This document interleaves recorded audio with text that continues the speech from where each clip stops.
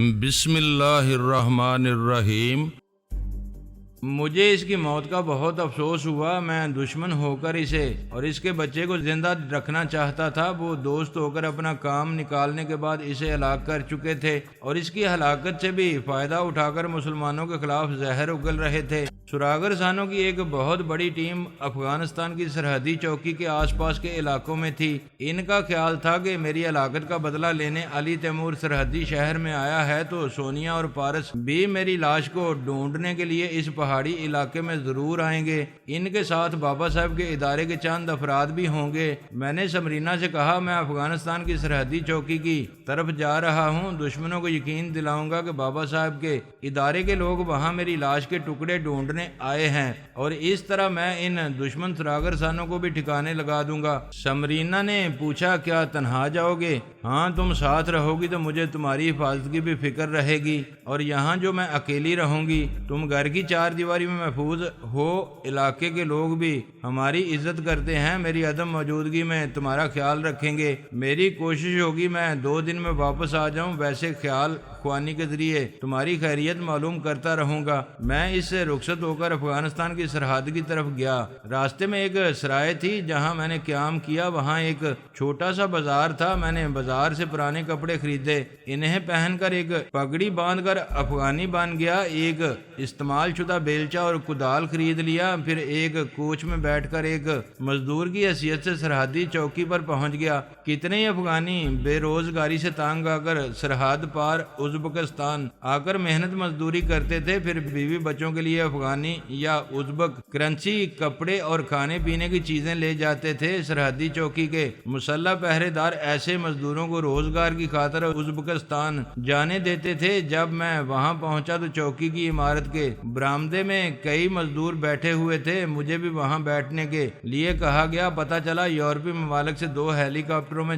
Searching team I ہوئی ہے۔ اس team کے افراد میری ٹوٹی پھوٹی لاش کو تلاش کرنے آئے ہیں۔ وہ اپنے ساتھ مزدوروں کو مختلف پہاڑوں کے درمیان ہزاروں فٹ کی گہرائی میں لے جاتے ہیں تاکہ مزدور گہری پستیوں میں جا کر ناہموار اور خطرناک راستوں سے گزر کر لاش کو تلاش کر سکیں۔ میں برآمدے میں دوسرے مزدوروں کے ساتھ بیٹھا سر جھکائے خیال خوانی کر رہا تھا۔ وہاں کے ایک افسر کے دماغ سے دوسرے اہم افسران کے دماغوں میں پہنچ رہا تھا۔ اس عمارت میں ایک چینی باشندہ اپنے 2 ساتھیوں کے ساتھ آیا تھا۔ اس چینی باشندے کا نام پوشی ودان تھا۔ وہ بھی کرائے کا قاتل تھا۔ اس کے ریکارڈ میں یہ درج تھا کہ اس نے آج تک اپنے شکار کو کبھی کسی ہتھیار سے قتل نہیں کیا۔ کنگ فو کا اتنا خطرناک فائٹر ہے کہ بڑے سے بڑے بلیک بیلٹ کو منٹوں میں ناک آؤٹ کر کے دوسری دنیا میں بھیج دیتا ہے۔ جب یہ پتا چلا کہ علی تیمور اپنے باپ کا انتقام لینے کے لیے ازبکستان کے سرحدی شہر میں آیا ہوا ہے تو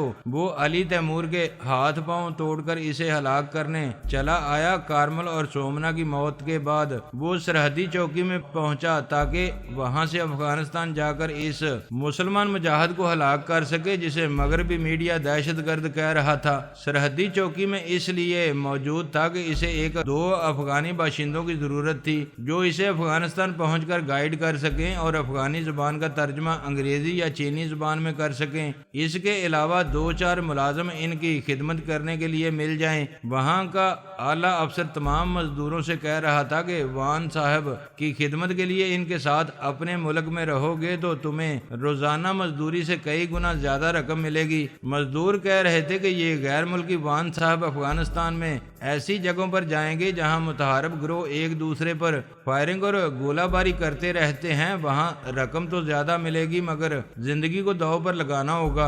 اعلیٰ افسر یقین دلا رہا تھا کہ پوشی وان صاحب کو بھی اپنی جان پیاری ہے، اس لیے وہ متنازع اور خطرناک علاقوں میں نہیں جائیں گے۔ میں نے اٹھ کر کہا صاحب اگر خطرناک علاقوں میں ہمیں نہیں لے جایا جائے گا تو میں وان صاحب کی خدمت کرنے کے لیے تیار ہوں۔ مجھے 3 افغانی مزدوروں کے ساتھ پوشی وان کے سامنے پیش کیا گیا۔ اس نے ہم سب کو دیکھا پھر اس کی نظر مجھ پر ٹھہر گئی، اس نے بڑی ٹٹولتی ہوئی نظروں سے مجھے دیکھا، میں نے نظریں جھکا لیں۔ اس نے چینی زبان میں کہا، ادھر دیکھو، مجھ سے نظریں ملاؤ۔ میں زبان سمجھتا تھا مگر انجان بنا رہا۔ ایک ترجمان نے مجھ سے کہا، وان صاحب تمہیں نظریں ملانے کو کہہ رہے ہیں۔ میں نے نظریں اٹھا کر پوشی بان کو دیکھا، وہ مجھے اسی طرح ٹٹولتی اور سوچتی ہوئی نظروں سے دیکھ رہا تھا۔ میں نے ترجمان سے پوچھا، یہ صاحب مجھے ایسے کیوں دیکھ رہے ہیں؟ کیا چین والے گور گور کر ملازموں کا انتخاب کرتے ہیں؟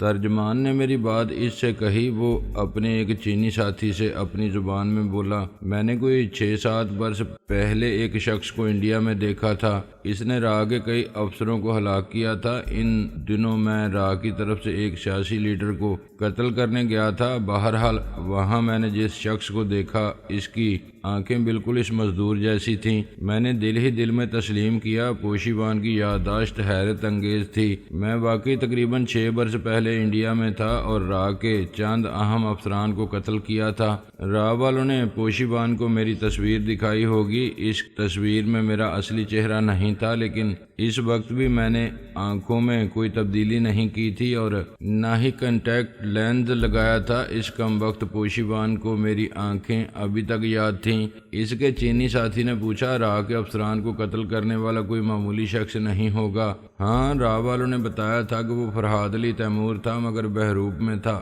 اس کے چینی ساتھی نے ہنستے ہوئے کہا، ابھی ہیلی کاپٹر سے فرہاد کی لاش کے ٹکڑے آنے والے ہیں، کیا تم اس مفلس مزدور کو فرہاد سمجھ رہے ہو؟ پوشی بان نے مسکرا کر کہا، میں کیا پاگل ہوں کہ مردے کو زندہ سمجھ لوں، مگر اس کی آنکھیں فرہاد کی آنکھوں سے مماثلت رکھتی ہیں۔ میں اسی لیے اس سے آنکھیں ملا رہا تھا۔ اس کی آنکھوں میں فکر، پریشانی، مجبوری اور بے بسی ہے۔ میں نے دل ہی دل میں خدا کا شکر ادا کیا۔ میں اس دوران میں ایک فکر مند اور مجبور مزدور کی پریشانیاں آنکھوں سے ظاہر کرتا رہا تھا۔ میری آنکھوں نے اسے جو سمجھایا وہی وہ سمجھتا رہا۔ اس نے میرے علاوہ اور 3 مزدوروں کا انتخاب کیا۔ اسی وقت ایک ہیلی کاپٹر عمارت سے دور ایک کھلے میدان میں اترا۔ ہزاروں فٹ گہرائی میں جانے والے سرچنگ ٹیم 3 مقامی مزدوروں کے ساتھ آئی تھی۔ مزدور ایک پلاسٹک کے تھیلے میں لاش لے کر آئے تھے۔ صاحب نے قریب جا کر دیکھا، اس تھیلے میں سے ٹوٹا پھوٹا انسانی ڈھانچہ نکلا۔ ڈھانچے کی ایک ایک ہڈی ٹوٹ کر کئی ٹکڑوں میں تقسیم ہو گئی تھی۔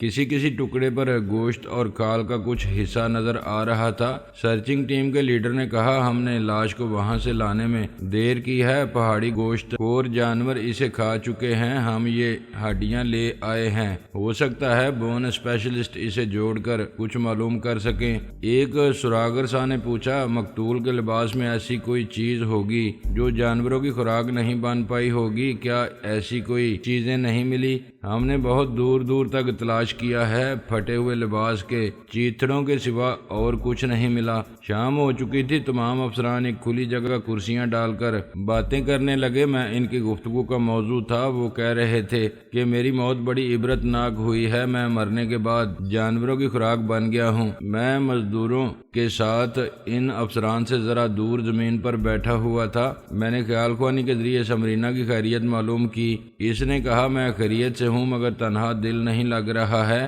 کب آؤ گے؟ جب میں گھر سے نکلتا ہوں تو خود نہیں جانتا کہ واپسی کب تک ہوگی۔ بدلتے ہوئے حالات کہیں سے کہیں لے جاتے ہیں۔ ویسے میری کوشش ہوگی کہ کل شام تک چلا آؤں۔ کیا محلے پڑوس والے تم سے ملنے آتے ہیں؟ تمہارے جانے کے بعد ایک عورت آئی تھی، میں اسے نہیں جانتی، وہ مجھے یاد دلا رہی تھی کہ ہمارے مکان کے پیچھے تیسری گلی میں رہتی ہے۔ جب وہ کہہ رہی ہے تو تیسری گلی میں رہتی ہوگی، میں نے تمہیں سمجھایا تھا کہ اس علاقے کی عورتوں اور مردوں کو اچھی طرح پہچان کر اپنی یادداشت میں محفوظ رکھو۔ کیا وہ انکوائری کے انداز میں سوالات کر رہی تھی؟ اس نے کوئی سوال تو نہیں کیا، البتہ $1000 دے کر کہہ رہی تھی کہ 6 ماہ پہلے مجھ سے قرض لے کر گئی تھی۔ اس کے شوہر کے کاروباری حالات ٹھیک نہیں تھے، اس لیے اتنی دیر سے قرض لوٹا رہی ہے۔ میں نے کہا، ہم جن میاں بیوی کے بیس میں وہاں ہیں، ہو سکتا ہے اس نے 6 ماہ پہلے اس عورت سے قرض لیا ہو۔ تمہیں اس کا نام معلوم ہے؟ اس نے خود ہی کہا، میرا دماغ کمزور ہے، مجھے بادام کا حلوہ کھانا چاہیے۔ اس نے اپنا نام زیتون بتایا تھا۔ اس کے شوہر کا نام شمشاد ہے اور وہ گلی گلی گھوم کر پرانے کپڑے، جوتے اور ٹوپیاں فروخت کرتا ہے۔ تم نے اس سے قرض کی رقم لی ہے؟ نہیں، میں نے کہا ابھی مجھے ضرورت نہیں ہے، یہ قرض کی رقم اپنے میاں کے کاروبار میں لگاؤ، اللہ ترقی دے گا۔ وہ مجھے دعائیں دیتی ہوئی چلی گئی۔ مجھے یاد نہیں آ رہا کہ اس علاقے میں کوئی شمشاد نامی شخص پرانی چیزیں گلی گلی گھوم کر بیچتا ہے۔ میری یادداشت کمزور نہیں ہے۔ ہمارے پڑوس میں مولانا ظہیر الدین ہیں جو تمہیں بیٹی کہتے ہیں، ان کے پاس جا کر زیتون اور شمشاد کے بارے میں معلوم کرو۔ میں ابھی جا کر معلوم کروں گی۔ میں سرحدی چوکی میں دماغی طور پر حاضر ہو گیا۔ تمام افسران بیٹھے باتیں کر رہے تھے۔ پوشی بان نے اپنے ترجمان کے ذریعے کہا، جب فرہاد کو پہاڑی سے نیچے پھینکا گیا تو اس کے لباس میں بھی کچھ چیزیں ہوں گی اور اس نے انگوٹھی وغیرہ بھی پہنی ہوگی، اور یہ چیزیں وہاں آس پاس گڑھے میں ضرور ہوں گی جہاں سے یہ ہڈیاں لائی گئی ہیں۔ کل میں ایک ہیلی کاپٹر میں ایک مزدور کے ساتھ وہاں جاؤں گا۔ مجھے یقین ہے وہاں کوئی ایسی چیز مل سکے گی جس کے ذریعے فرہاد کے ڈھانچے کی شناخت ہو سکے گی۔ ایک افسر نے کہا، فرہاد کو موت کے بے شمار شواہد مل چکے ہیں۔ بابا صاحب کا ادارہ بھی 40 دنوں تک سوگ منا رہا ہے۔ اب مسٹر وان وہاں جا کر اور کیا معلوم کرنا چاہتے ہیں؟ یہ درست ہے کہ پہلے کئی بار فرہاد نے اپنی موت کا ڈرامہ پلے کیا تھا اور پوری دنیا کو اپنی موت کا یقین دلا دیا تھا، لیکن اس بار وہ سچ مچ مارا جا چکا ہے۔ بابا صاحب کے ادارے میں پہلے کبھی کسی کے لیے 40 دنوں تک سوگ نہیں منایا گیا۔ پوشی بان نے کہا، یوں تو سب کو اس کی موت کا یقین ہو چکا ہے، مجھے بھی یقین ہے۔ اس کے باوجود بڑے ممالک کے 2 ہیلی کاپٹر اس کی لاش ڈھونڈ رہے ہیں۔ لاش ملی بھی ہے تو ناقابل شناخت اس کے آس پاس کوئی چیز، کوئی چھوٹا بڑا ہتھیار بھی نہیں ملا۔ دوسرے افسر نے کہا، دراصل بڑے بڑے ملکوں اور مجرموں کے دلوں میں اس کی دہشت ایسی سمائی ہوئی ہے کہ ان ہڈیوں کو دیکھنے کے بعد بھی کسی کو اطمینان نہیں ہوگا۔ آئندہ بھی اس کی موت کی تصدیق کے لیے پتہ نہیں کیسے کیسے طریقے اختیار کیے جائیں گے۔ پوشی بان نے اپنے ترجمان کے ذریعے کہا، یہی بات ہے، ہزاروں ثبوت ملنے کے بعد بھی وہ حواس پر چھایا رہے گا۔ میں بھی اپنے اطمینان کے لیے کل صبح ہیلی کاپٹر لے کر جاؤں گا۔ ملازموں نے ایک بڑا سا دسترخوان بچھا کر سب کے لیے کھانا لگایا۔ ہم معمولی مزدور تھے، ان کے کھانے کے بعد ہمیں کھانے کے لیے دیا گیا، گویا ان کا بچا ہوا ہمیں کھانے کو ملا۔ یہ دنیا جانتی ہے کہ اللہ تعالیٰ نے مجھے باکمال بنا کر کتنی عزت اور شہرت دی ہے۔ اس کے باوجود اللہ تعالیٰ کی رضا سے میں نے زمین پر بیٹھ کر دوسروں کا چھوڑا ہوا کھانا کھایا۔ اسی لیے کہتے ہیں کہ وہ پروردگار جسے چاہتا ہے عزت دیتا ہے، جسے چاہتا ہے ذلت دیتا ہے۔ یوں دیکھا جائے تو میں حالات سے سمجھوتا کر کے 2 کوڑی کا ملازم بنا ہوا تھا، لیکن یہ بات سمجھنے والوں کے لیے ہے کہ اللہ تعالیٰ کسی بھی بہانے سے عرش سے فرش پر پہنچا کر دوسروں کا جھوٹا کھانے پر مجبور کر دیتا ہے۔ میں نے کھانے کے بعد سمرینا سے رابطہ کیا۔ وہ بولی، کتنی دیر بعد آئے ہو؟ میں کب سے انتظار کر رہی ہوں۔ تمہیں سمجھنا چاہیے کہ مجھے ہر وقت دشمنوں پر نظر رکھنی پڑتی ہے۔ میں موقع پا کر ابھی تم سے بات کر رہا ہوں۔ یہ بتاؤ، تم نے زیتون اور شمشاد کے بارے میں کچھ معلوم کیا ہے؟ ہاں، میں مولانا ظہیر کے پاس گئی تھی۔ انہوں نے شمشاد کا نام سن کر کہا، تقریباً 5 ماہ پہلے وہ یہاں سے تیسری گلی میں رہتا تھا۔ اس کی بیوی کا نام معلوم نہیں ہے۔ جب وہ کہہ رہی ہے تو اس کا نام زیتون ہی ہوگا۔ میں نے پوچھا، اس کا مطلب کیا ہوا کہ وہ 5 ماہ پہلے وہاں رہتا تھا؟ سمرینا نے کہا، یہی بات تھی میں نے پوچھی تھی۔ مولانا نے کہا، میاں بیوی گھر میں تالا لگا کر کہیں چلے گئے تھے، شاید واپس یہاں رہنے کے لیے آ گئے ہوں۔ ویسے وہ اتنے بدحال نہیں تھے کہ مجھ سے قرض لیتے۔ یہ بات سمجھ میں نہیں آئی کہ جب وہ خوشحال تھے تو مجھ سے، یعنی میری صورت والی سے قرض کیوں لیا تھا؟ میں نے کہا، یہ قرض والی بات کچھ گڑبڑ ہے، تمہیں تیسری گلی میں جا کر معلوم کرنا چاہیے تھا۔ تم نے منع کیا ہے کہ میں گھر سے باہر نہ جاؤں۔ میں نے مولانا ظہیر الدین سے کہا تھا کہ وہ وہاں جا کر شمشاد سے ملاقات کریں اور باتوں ہی باتوں میں قرض والی بات کا بھی کھوج لگائیں۔ مولانا نے وعدہ کیا تھا کہ وہ عشاء کی نماز کے بعد شمشاد کے گھر جائیں گے، پھر میرے پاس آ کر مجھے ان میاں بیوی کے بارے میں بتائیں گے۔ اب وہ آتے ہی ہوں گے۔ میں اسے اپنے حالات مختصراً طور پر بتانے لگا اور کہا کہ کل پوشی بان کے ساتھ افغانستان جانا پڑا تو واپسی میں 3-4 دن لگ سکتے ہیں۔ ہماری گفتگو کے دوران میں دروازے پر دستک سنائی دی۔ سمرینا نے کمرے سے نکل کر صحن میں آ کر دروازے کھولنے کے پہلے پوچھا کون ہے؟ مولانا ظہیر الدین کی آواز سنائی دی، بیٹی میں ہوں۔ میں نے فوراً ان کے دماغ میں پہنچ کر یقین کیا، پھر سمرینا سے کہا دروازہ کھول دو۔ اس نے دروازہ کھولا۔ ان علاقوں میں سردی زیادہ ہوتی ہے، رات کو ہلکی بارش کی طرح برف بھی گرتی ہے۔ مولانا اونی کنٹوپ میں سر اور منہ چھپائے اوور کوٹ پہنے اندر آئے۔ انہوں نے کمرے میں آ کر اپنے کنٹوپ اور اوور کوٹ سے برف کو جھاڑتے ہوئے کہا، بیٹی میں وہاں گیا تھا، کیا واقعی زیتون نامی کوئی عورت تمہارے پاس آئی تھی؟ جی ہاں، آپ بزرگ ہیں، میں آپ سے جھوٹ کیوں بولوں گی؟ میں نے آپ کو بتایا تھا وہ 1000 امریکی ڈالر دے رہی تھی۔ مجھے بالکل یاد نہیں ہے کہ میں نے کب اسے یہ رقم قرض کے طور پر دی تھی۔ مولانا نے کہا، تعجب ہے، تیسری گلی میں شمشاد کے مکان پر پہلے کی طرح تالا لگا ہوا ہے۔ میں نے پڑوسی سے پوچھا تو اس نے کہا کہ 5 ماہ پہلے یہاں سے جانے کے بعد وہ اب تک واپس نہیں آئے ہیں۔ مولانا کی رپورٹ سنتے ہی میں کھٹک گیا۔ میں نے سمرینا سے کہا، خطرہ ہے، غیر ملکی جاسوس مقامی باشندوں کو زیادہ سے زیادہ رقم دے کر ان سے جاسوسی کراتے ہیں۔ کسی نے ایک مقامی عورت کے ذریعے یہ معلوم کیا ہے کہ تم سمرینا ہو یا نہیں۔ اگر نہیں ہوگی تو 6 ماہ پہلے دیے ہوئے قرض کی بات نہیں جانتی ہوگی۔ تمہیں یہ بھی یاد نہیں ہوگا کہ مکان کے پیچھے تیسری گلی کے کسی مکان میں کتنے عرصے سے تالا پڑا ہوا ہے۔ وہ بولی، خدایا رحم کر، لیکن وہ دن کو آئی تھی، تقریباً 7 گھنٹے گزر گئے ہیں۔ دشمنوں کو اس عورت کی رپورٹ سے معلوم ہو گیا ہوگا کہ میں وہ نہیں ہوں جو ایک طویل عرصے سے اس محلے میں رہتی تھی۔ یہ معلوم ہونے کے بعد انہوں نے مجھے نقصان کیوں نہیں پہنچایا؟ شاید وہ تمہارے ساتھ رہنے والے مرد یعنی میرا انتظار کر رہے ہیں۔ وہ سمجھنے کی کوششیں کر رہے ہوں گے کہ جب مجھے ہلاک کر دیا گیا ہے تو تم اس مکان میں کس مرد کے ساتھ رہتی ہو؟ مولانا نے پوچھا، بیٹی کیا سوچ رہی ہو؟ اس عورت کے متعلق سوچ رہی ہوں، جب وہ زیتون نہیں تھی اور مجھ سے قرض نہیں لیا تھا تو پھر یہاں کیوں آئی تھی؟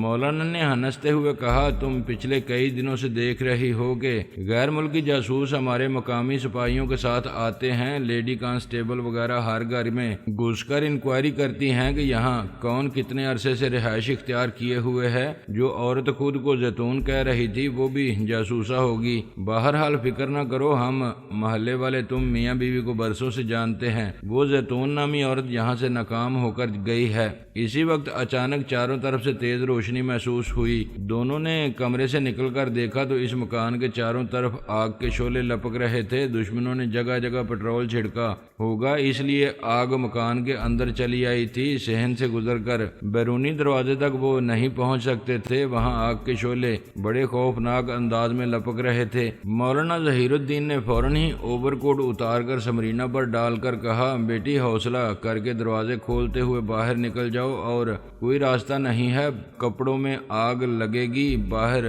بجھا دی جائے گی۔ میں سمرینا کے دماغ میں رہ کر بڑھتی ہوئی ہولناک آگ کے شعلوں کو دیکھ رہا تھا۔ میں نے کہا، سمرینا کوئی راستہ نہیں ہے، تیزی سے دوڑتی ہوئی دروازہ کھول کر باہر جاؤ۔ باہر سے لوگوں کی چیخو پکار سنائی دے رہی تھی۔ وہ لوگ اندر سے آنے والی کی فوراً مدد کرتے اور اس کے کپڑوں سے آگ بجھا دیتے۔ اسی وقت گولیاں چلنے کی آواز سنائی دی۔ مولانا کے حلق سے ایک چیخ نکلی، وہ اچھل کر زمین پر گرے۔ میں نے سمرینا کے دماغ پر قبضہ جمایا، وہ وہاں کھڑی رہتی تو مولانا کی طرح گولی کا نشانہ بن جاتی۔ میں نے بڑی تیزی سے اسے دروازے کی طرف دوڑایا، اسے بدقسمتی ہی کہہ سکتے ہیں۔ اسی وقت دروازہ پوری طرح جل کر گرا تو دوڑ کر آنے والی سمرینا اس دروازے کے نیچے آ گئی۔ میں نے ایک لمحہ بھی ضائع نہیں کیا، اس کے دماغ میرے کنٹرول میں تھا، اس لیے وہ مایوس اور خوفزدہ نہیں تھی۔ اپنے اوپر سے جلتے ہوئے دروازے کو پھینک کر اٹھ کھڑی ہوئی، پھر پلٹ کر دوڑتی ہوئی باہر جانے لگی۔ اس وقت تک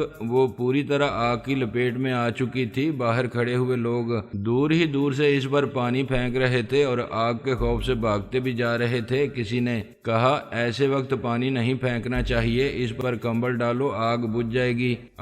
اندر کی بات میں جانتا تھا، آگ سمرینا کی کھال سے گوشت تک پہنچ چکی تھی، اسے سر سے پاؤں تک جلا رہی تھی اور وہ چیختی ہوئی مجھے آوازیں دے رہی تھی۔ ایک شخص دوڑتا ہوا کمبل لے کر آیا، گولیاں پھر چلنے لگیں، کئی گولیاں کمبل لانے والے کو اور کئی سمرینا کو لگیں۔ وہ دوڑتے دوڑتے گر پڑی، ایک آخری سانس کے ساتھ فرہاد کہا، پھر ہمیشہ کے لیے خاموش ہو گئی۔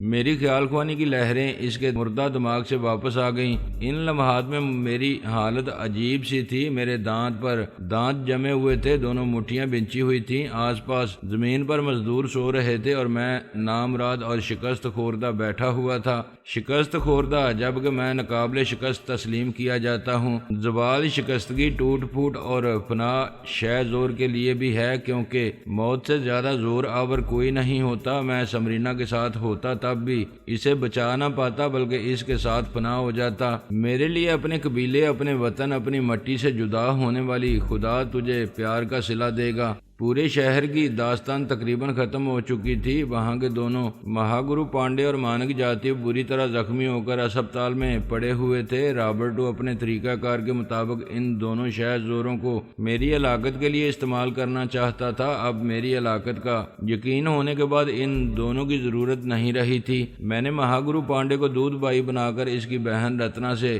صلح کرا دی تھی۔ انہیں بھی کسی دن میری ہلاکت کا علم ہونے والا تھا، اس لیے میں نے ان سے رابطہ ختم کر دیا تھا۔ الپا نے مہاگرو مانک جاتیو کو زخمی حالت میں ٹریپ کیا تھا۔ اس کے چور خیالت سے معلوم کیا تھا کہ وہ بظاہر جتنا نیک، عزت دار اور پر امن شہری ہے، باطن میں اتنا ہی مکار ہے اور فرہاد کو ہلاک کرنے کے لیے بڑی چال بازی سے غیر ملکی خفیہ ایجنسیوں سے رابطہ رکھتا ہے۔